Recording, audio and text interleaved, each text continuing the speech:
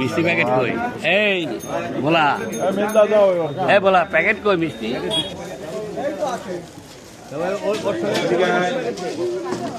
আমার নাম কি? বাহ, ঠিক আছে, হ্যাঁ, ওয়েলকাম।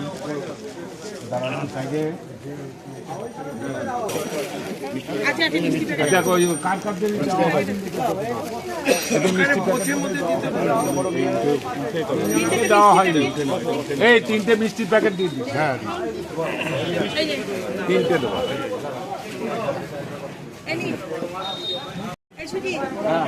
দিয়েছি আমি, দিয়েছি। ওই আসতে দিদি আসতে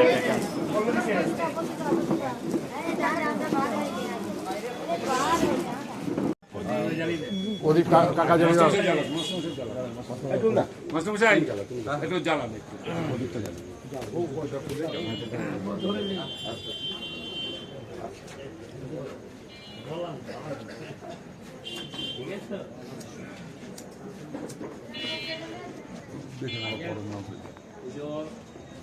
যে টোটো স্ট্যান্ড তারা যে এরকম একটা মহতী অনুষ্ঠানের আয়োজন করেছে তার জন্য সবার প্রথম তাদেরকে ধন্যবাদ, কৃতজ্ঞতা জানাই। অর্থ থাকলে আমরা অনেক কিছুই করতে পারি।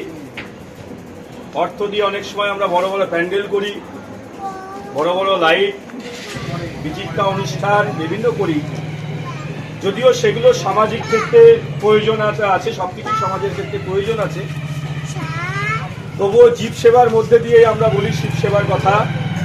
মানুষের সেবা যদি আমরা করতে না পারি তাহলে আমার মনে হয় সঠিক মূল্যায়ন করা হয় না।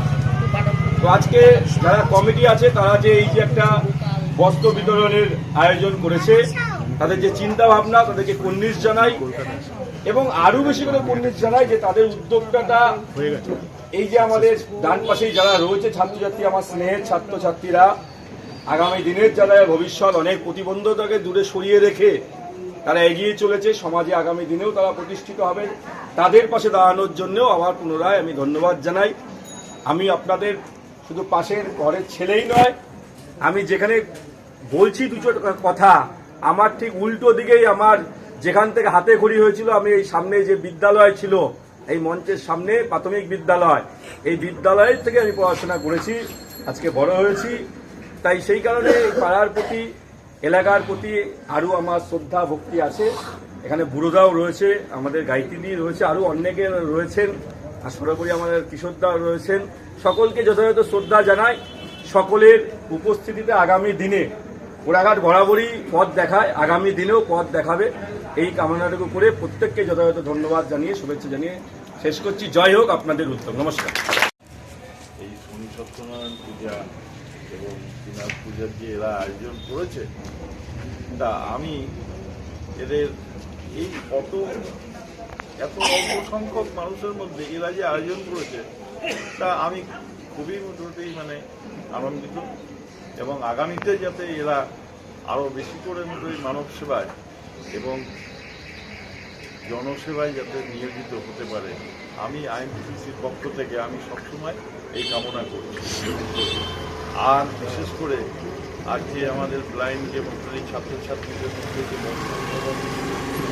এরা এদের যে মহান উদ্যোগ, এই উদ্যোগটা যেন মোটামুটি আগামীতে আরও যেন বেশি করে যেন প্রতিফলিত হয় এদের মধ্যে দিয়ে, এবং একতাই শক্তি, একতাই বল, এবং এই উদ্যোগটাকে ধরে রাখার জন্য আমি নবদ্বীপ শহর আইনটিসির সভাপতি হিসাবে আপনাদের কাছে অনুরোধ রাখবো আগামীতে যেন এই ধরনের সব অনুষ্ঠানগুলো যাতে হয় এবং আমরাও যাতে আপনাদের সাথে সহযোগিতা করতে পারি, এই বলে আমি আমার হচ্ছে এরকম এটা সাফল্যমণ্ডিত হোক এই কামনা করে, এবং যারা উপস্থিত আছেন সবাইকে ধন্যবাদ জানিয়ে আমার বিচারতে কথা শেষ করলাম।